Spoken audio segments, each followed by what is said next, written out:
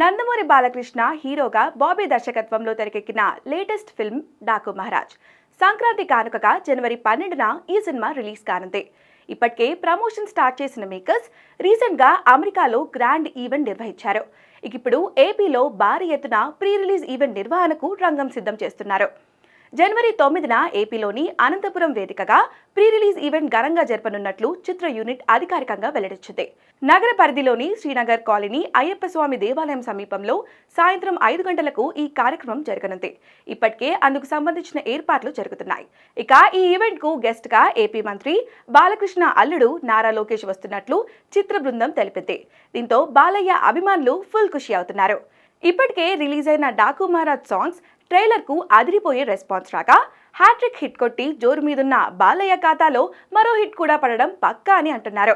Mass action thriller గా తెరకెక్కిన డాకు మహారాజ్ ను సితారా ఎంటర్టైన్మెంట్స్ పథకంపై సూర్యదేవర నాగవంశీ, సాయి సౌజన్య నిర్మిస్తున్నారు. బాలకృష్ణ సరసన శ్రద్ధా శ్రీనాథ్, ప్రజ్ఞా జైస్వాల్, ఊర్వశీ రౌతేలా నటించారు. చాందిని చౌదరి ముఖ్య పాత్రలు పోషించారు.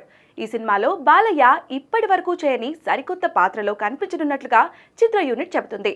మరి డాకు మహారాజ్ ఎలా ఉంటుందో చూడాలి.